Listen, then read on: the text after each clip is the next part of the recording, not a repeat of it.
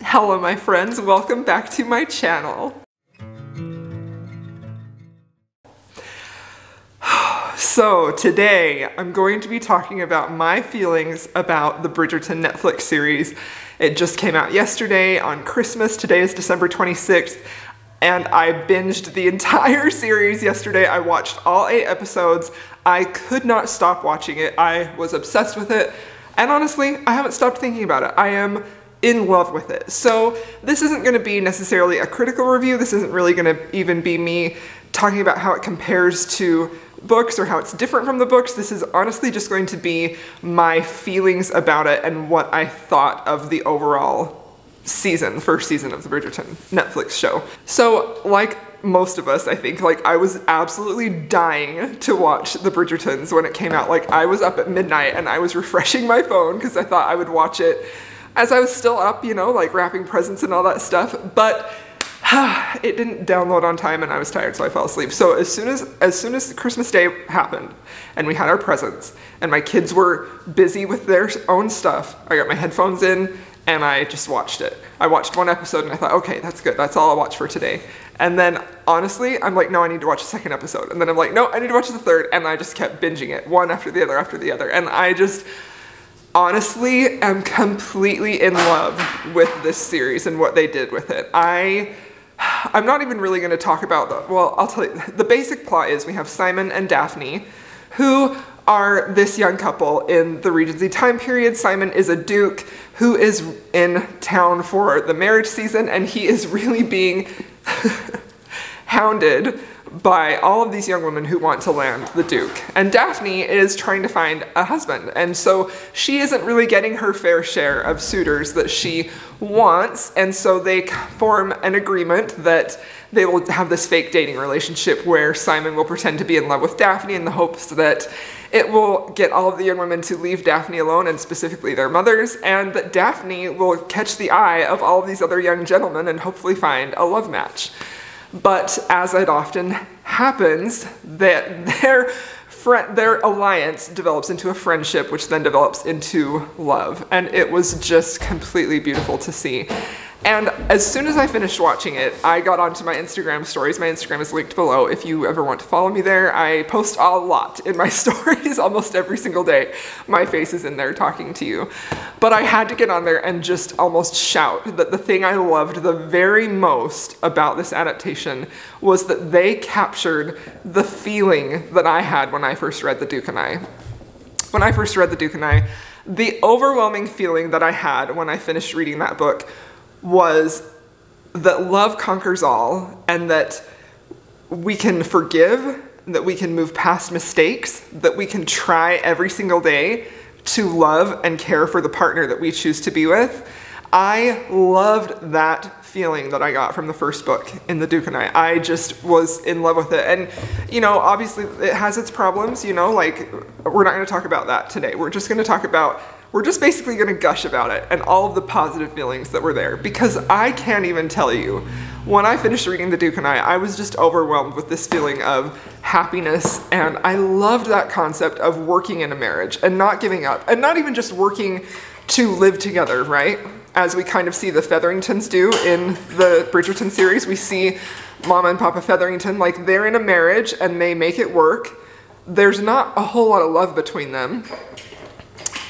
But what I really loved about The Duke and I was seeing working to have that love, working to be happy on a daily basis. Like I feel like that's something that you don't often see in romance novels, and I feel like that's something that you don't often see, especially in historical romance. And I feel like reading about that and then watching that being translated to the Netflix series was just, honestly, it gave me chills. Like I loved that, because we hear and see a lot about first time falling in love. We see that all the time. The first love, you know, falling in love, the process of falling in love, that's what romance readers love. But how often do we see something talked about that is actually trying to make a marriage work and actually trying to make it happy? In particular, there was that one scene towards the end, I don't remember which episode it was in, when Daphne's mom was talking about her marriage that was very loving, that Daphne wanted a marriage like that. And it was just so touching and so tender to me, because I loved how Daphne's mom was saying that yes, we had this wonderful marriage and we loved each other, but we chose every day to love each other and to work on it. And I loved seeing that brought from the feeling that I had in the book brought to the Netflix adaptation. So as far as I'm concerned with if it was a success, that alone was so perfect. I loved that they had that feeling. I loved there was so much emphasis on that. And I just can't even say enough about it. I love the whole message of choosing your partner and choosing to love them every day and work on that. It was just perfect. So I think something else that I in particularly loved about this adaptation was Anthony. I did not like him in The Duke and I. Honestly, I really kind of hated him. He was a big jerk in The Duke and I was real nervous to get to his book, The Viscount Who Loved Me, because I just didn't like him. I did love The Viscount Who Loved Me, though. I loved Anthony in that. So I was really pleasantly surprised to see how much I loved him in this movie. I loved seeing him just really take charge and try to be the man of the family and take care of his siblings, even though sometimes like he kind of failed at that obviously in the show, but like just seeing him really try so hard to do that just meant I just loved it so much. And I will say that I was really not too thrilled with the romantic side plot with him and the opera singer because I only wanted him to be with Kate. But the way that the whole series ended and how that relationship ended and how it set it up for him to fall in love with Kate just made me so happy because now I feel like it's perfectly set up for him and Kate to fall in love and it will be believable and I'm just ready for it. I'm so excited about it. I felt like Anthony was just perfect. And I really loved that moment when he was being so vulnerable and he was ready to make a go of it with the opera singer. He just wanted her and he decided he was going to make it happen.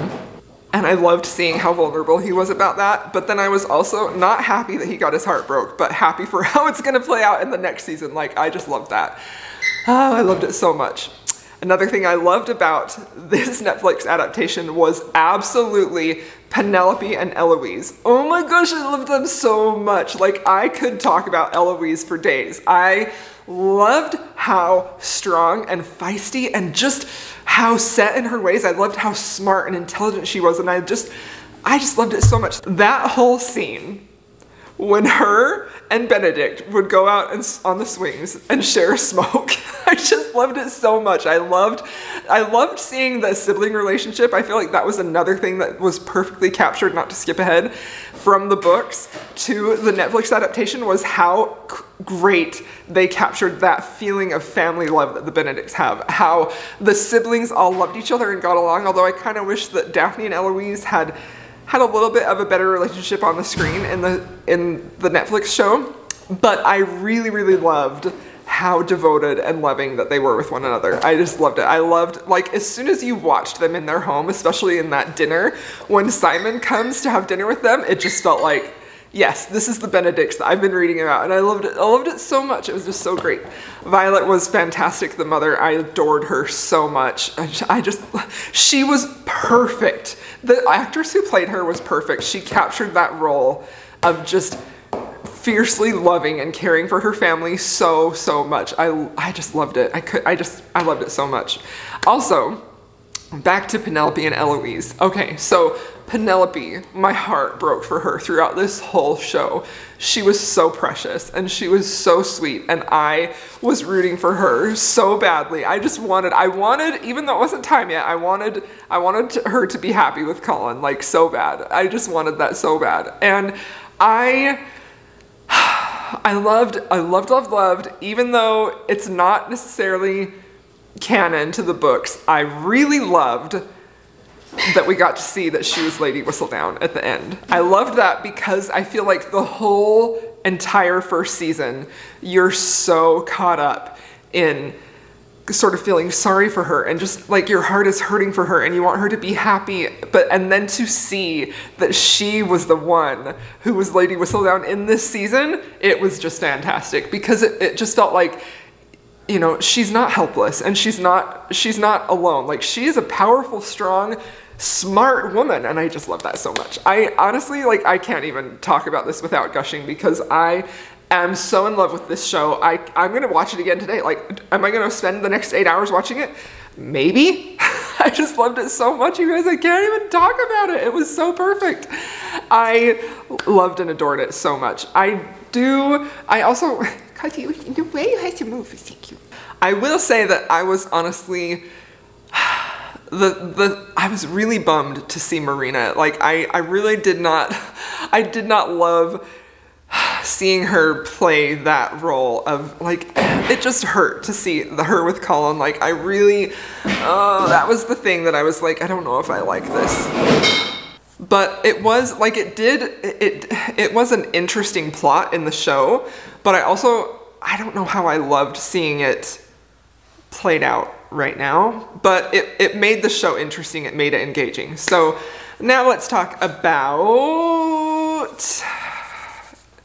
Simon and Daphne. So as soon as I saw who the actors were who were going to play Simon and Daphne, I was just so excited. I could not wait because I feel like they are both such beautiful people, and from the photos that I saw, I could see that there was going to be so much chemistry between them. And let me just tell you, I was swooning so hard for those two. I feel like this series captured that falling in love feeling so perfectly. Like, the first 4 episodes are my favorite. The first 4 episodes are hands down my favorite because that's watching Simon and Daphne fall in love, and I feel like the music was beautiful, and I don't even care that it was popular music turned into classical because I feel like that lent the whole series this super fun, relatable, modern feel that I really loved. Like, this whole series was transportive. Like, it was immersive. I could not stop watching it. I was obsessed with it. Like, it hasn't even been 24 hours since I finished watching it and I want to watch it again. Like, that's how much I loved it. But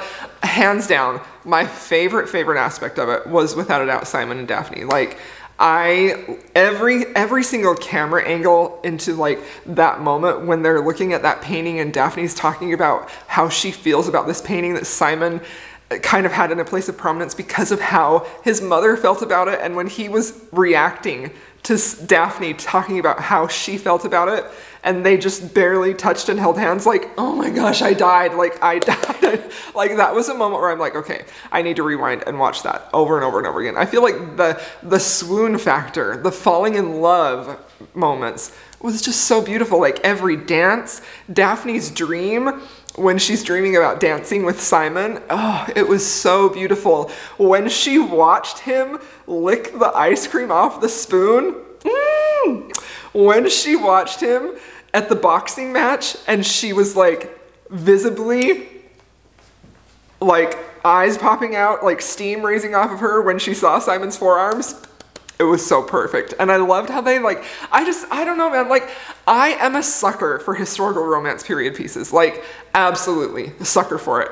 2005 Pride and Prejudice is my favorite movie of all time because, like, I felt like they captured those glances and those moments when they're, like, dancing, and it's just those little subtleties about falling in love that they captured were just so perfect. Like, I cannot get over it. I feel like this couple, Simon and Daphne, the actors, how they portrayed them in this show, it was perfection to me. I loved and adored watching them fall in love. It was just so great. Like, and there was such, like, I also feel like this show really captured that sort of, not really sharp, but that fun, bantery, quick-witted humor that Julia has in her books. Like, I loved that was in here, and I particularly loved a few of the lines that Simon had when him and Daphne were alone together. It was just fantastic. Oh my gosh, I loved it so much. I honestly, like, I feel like I wasn't sure if I was going to do this video because I felt like my thoughts would sort of be me rambling, but I also just really wanted to talk about it because I just wanted to gush about it, and I wanted to talk about how much I loved this adaptation and how I am just so excited. I cannot wait for a second season. Literally, I picked up The Duke and I as I was watching it. I was rereading certain parts of it. As soon as it was over, I picked up An Offer from a Gentleman to start reading that again. And I just was like, oh my gosh, I can't even wait for more seasons. I just loved it so much. In my opinion, this series, Bridgerton Netflix, captured everything that I love about historical romance books. And it did it in such a beautiful and romantic and sexy way. It just was honestly perfect. It captured the drama, it captured the romance, it captured the swoony feels, it captured the glances and the tiny touches and that waiting and wondering if this person is, it's just, I loved it so much. I loved the costumes, I loved everything. Of course, it's not without its flaws, right? But for me, it was an immersive, highly enjoyable, completely fantastic fan experience. I loved it. I'm super obsessed with it. I loved the timing of every moment, every scene. I adored it. I loved something I didn't talk about, and I probably should have, is I absolutely loved the diversity of the casting. I absolutely loved seeing the diversity of sexuality. I loved it so much. I feel like Simon is the perfect Duke. They could not have picked a better actor to play Simon. I loved Lady Danbury. Like, I didn't even get a chance to gush about her. She was fantastic. She was so fierce in her love and protection for Simon. Oh, I loved her so much. And even the Queen, like the Queen, she was something, wasn't she? Like, oh, okay. Well, I think I've sufficiently rambled about this. I mostly just wanted to get on here and gush and tell you guys how much I most ardently loved and adored season 1 of the Bridgertons, and I cannot wait for future seasons. I honestly am so happy to see this being made, and I can't wait to watch it again. Maybe I'll go watch it again right now. Anyway, I hope you enjoyed this video and listening to me gush and ramble about this show. I would love to have a chat with you. If you want to leave any of your thoughts or opinions on it in the comments, I would love to talk about it. Thank you so much for watching. Be sure to like and subscribe, and I will see you in my next video.